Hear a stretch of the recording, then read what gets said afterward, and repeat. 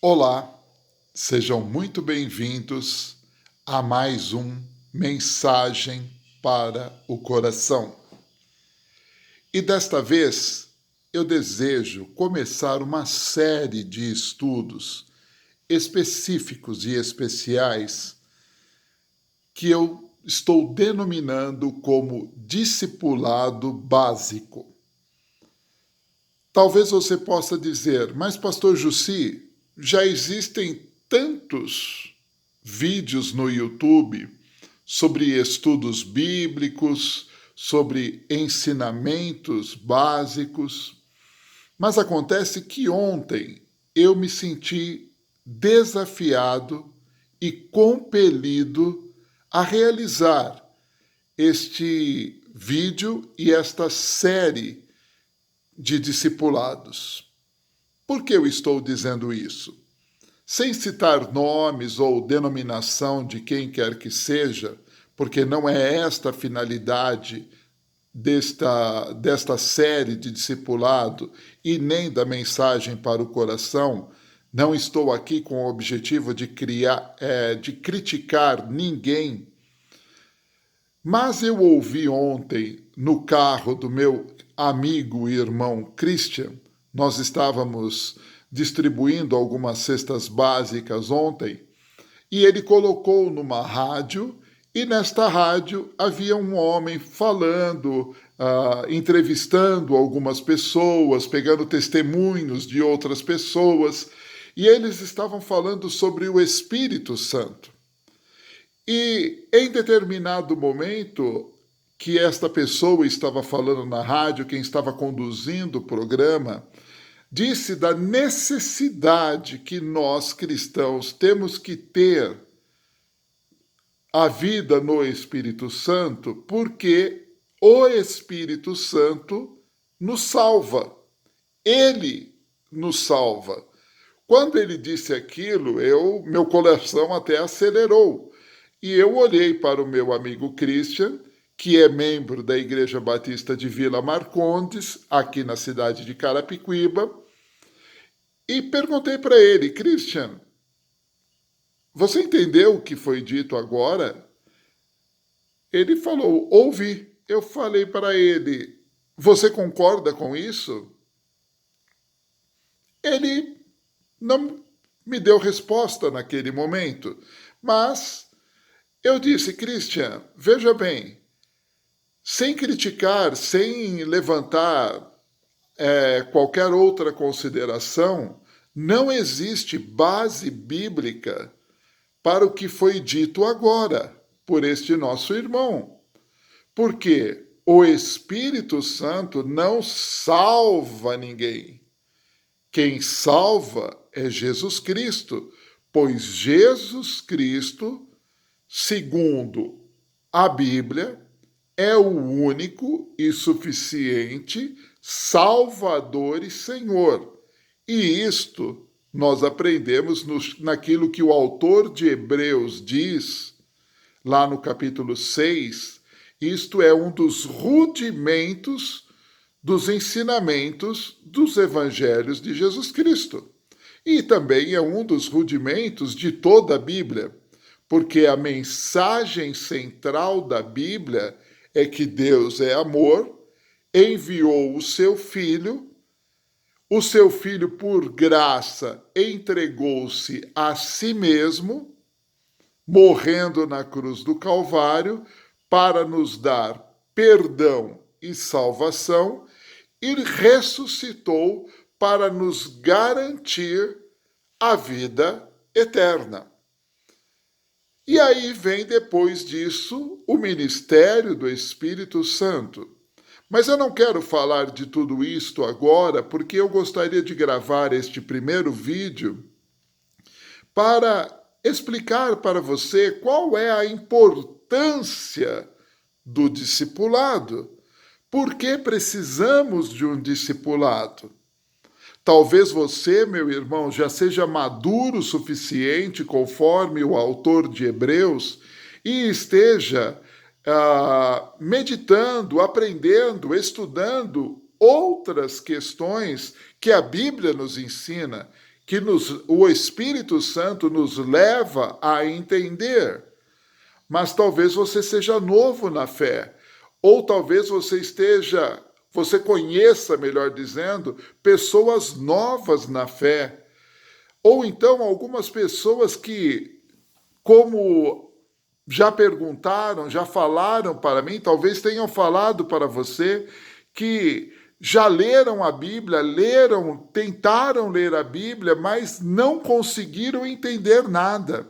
Então, o objetivo desta série é, em primeiro lugar, que você que já é maduro na fé e quiser e puder, compartilhe com pessoas que são novas na fé ou com pessoas que ainda não conhecem a fé e a graça, o amor e a consolação do Espírito Santo na vida da igreja. Compartilhe, porque, volto a dizer, tem muitas pessoas que dizem que leem a Bíblia, tentam compreender, mas não entendem nada. Então é nossa responsabilidade, não somente minha, mas nossa, não somente de pastores, mas de todo o discípulo de Jesus Cristo, fazer discípulos, ensinar tudo aquilo que Jesus deixou para ser ensinado. Quando eu leio Marcos, capítulo 16, versículo 15, o discípulo de Jesus, Marcos, eu vou ver que Marcos, pelo Espírito Santo, escreve: ide, pregai o evangelho a toda criatura, quem crê já está salvo, quem não crer já está condenado. Mas ele diz: ide, pregai o evangelho a toda criatura. E neste caso, criatura aqui é o gênero humano, é o ser humano. Nós devemos pregar o evangelho a todas as pessoas. Só que o apóstolo Mateus, no seu evangelho, pelo Espírito Santo, ele dá alguns detalhes sobre esse ir pregar o evangelho. Ele fala a mesma coisa, mas com algumas propriedades, com alguns detalhes mais acentuados do que Marcos. Ele escreve: ide, fazei discípulos de todas as nações, ensinando-os a guardar tudo o que eu tenho dito e batizando-as em nome do Pai, do Filho e do Espírito Santo. Isso está registrado em Mateus, capítulo 28, versículo 19 e 20. Então, uma pessoa que ouve do Evangelho e crê em Jesus Cristo como Senhor e Salvador, ele passa a ser um discípulo de Jesus. E como um discípulo de Jesus, ele deve aprender tudo aquilo que o Senhor Jesus ensinou. Pois o próprio Senhor Jesus disse, e o apóstolo João registrou no capítulo 14, versículo 21 do seu evangelho, Jesus disse o seguinte: aquele que tem os meus mandamentos e os guarda, este é o que me ama. E aquele que me ama será amado por meu Pai, e eu também o amarei e me manifestarei a ele. Você está entendendo? Jesus nos ama, o Pai nos ama, e o Pai, o Filho e o Espírito Santo se manifestam na vida de quem crê em Jesus Cristo, de quem é selado pelo Espírito Santo e que guarda os seus mandamentos. Então vejam os detalhes que a Bíblia nos proporciona. Veja tudo aquilo que a Bíblia quer nos ensinar. O autor de Hebreus, no capítulo 6, versículo 1 a 7, se não me falha a memória, ele vai falar que nós devemos, os crentes maduros, eles devem já se abster dos rudimentos do Evangelho e eles devem se abster destas questões e prosseguir no conhecimento de Deus. Ele aqui não está dizendo para entrar em discussões rasas teológicas, porque discussões rasas teológicas em nada nos levarão. Embora estudar a palavra do Senhor, aprender dos rudimentos do Evangelho, já é uma teologia, mas é uma teologia simples. É uma teologia que nós também chamamos de doutrina. Porque a Bíblia é a palavra de Deus, mas da Bíblia nós, homens, somos incentivados a estudar, e este estudo se chama teologia, e através do estudo da teologia, nós tiramos a doutrina. Existe a sã doutrina dos apóstolos, que é imutável e que em toda a igreja cristã é ensinada, mas também algumas igrejas interpretam algumas porções da palavra de Deus de uma maneira diferente da outra.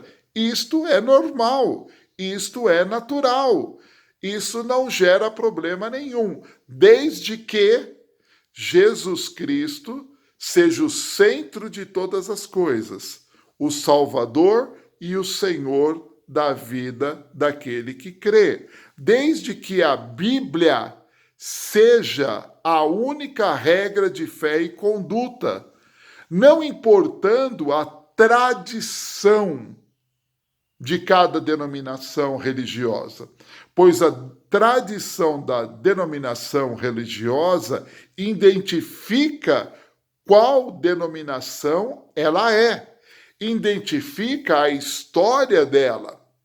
Mas a tradição de uma denominação religiosa não conduz ninguém ao centro da vontade de Deus e não conduz ninguém ao fortalecimento e à edificação.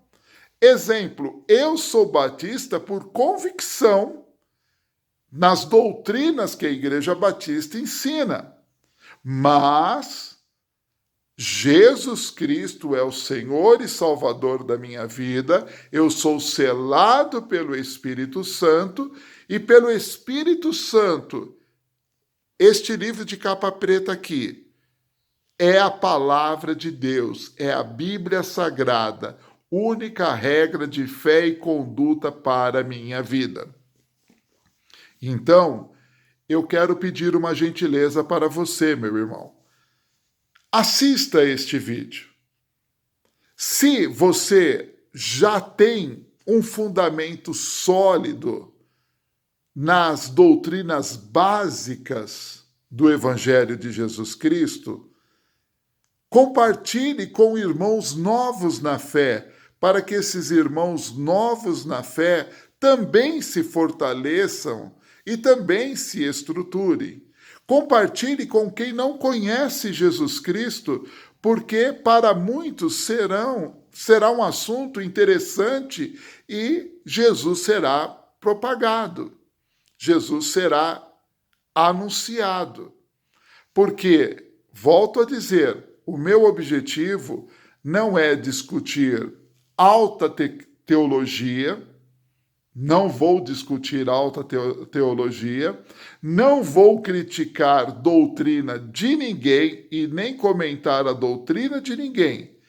Eu vou simplesmente dar algumas orientações bíblicas daquilo que chama o autor de Hebreus e o próprio apóstolo Paulo em sua carta em 1 Coríntios, o que Pedro, na sua primeira carta, chama de rudimentos do Evangelho.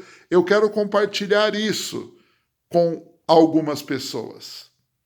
Eu quero compartilhar isso com você e ajudar você a relembrar estas questões, mas incentivar aqueles que já conhecem o rudimento do Evangelho a prosseguir para o alvo. Porque depois dos rudimentos do Evangelho, muitas coisas maravilhosas podemos experimentar no Espírito Santo e podemos viver o extraordinário do Espírito Santo. Eu quero ler para você rapidamente o que o autor de Hebreus diz que é rudimento do Evangelho e o que nós vamos estar estudando. E eu vou completar mais algumas coisas nesses rudimentos. Eu escrevi à mão para mim não esquecer, e eu escrevi com letras bem grandes, porque eu estou com um problema visual muito sério. Então eu escrevi, o autor de Hebreus, no capítulo 6, do versículo 1 em diante, ele vai dizer que os rudimentos do Evangelho são o fundamento. O que é o fundamento? É quando a igreja foi fundada e onde a igreja foi fundada. E não é uma cidade, é Jesus. E você vai entender isso lá na frente. O arrependimento de obras mortas. A fé em Deus. A doutrina do batismo. A imposição de mãos. A ressurreição dos mortos e o juízo final.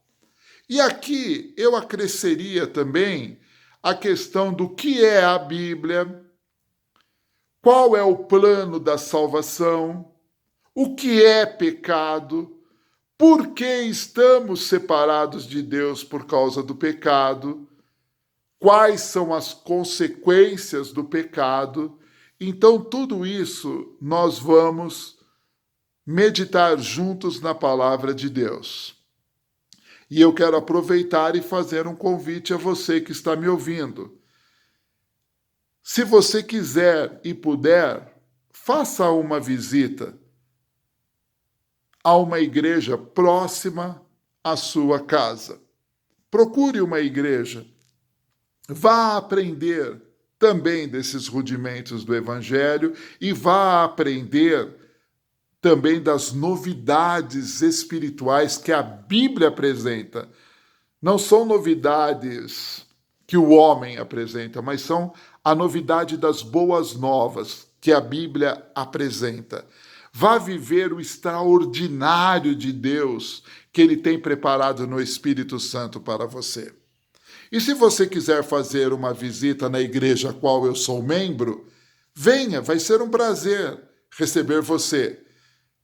Primeira Igreja Batista de São Paulo, Praça Princesa Isabel 233, Campos Elíseos, São Paulo, bem ali no centro da capital, bem em frente à estátua de Duque de Caxias.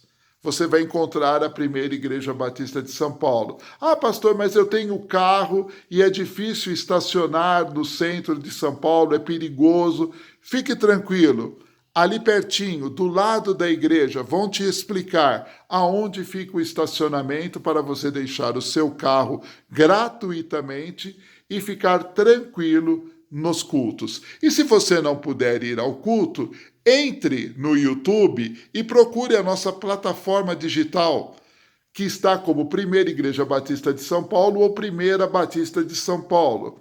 E você vai participar dos cultos de quarta-feira às 19h30, domingo às 10h30 e domingo às 18h30. E também você vai ter programação para os teus filhos, aos sábados, a partir das 17 horas, que é o PIB News. Você vai ter programação para adolescentes e jovens, aos domingos. Você vai ter várias oportunidades de aprender da palavra de Deus. Se quiser nos fazer uma visita na Primeira de São Paulo, será um prazer. Se você não puder, se você estiver distante, procure uma igreja cristã evangélica próximo da sua casa e aprenda de Deus. Que Deus te abençoe, que te dê uma ótima semana e eu volto na semana que vem com a primeira aula em nome do Senhor Jesus. Pastor Jussi Eduardo Costa, direto da cidade de Cotia, São Paulo, para todo o Brasil.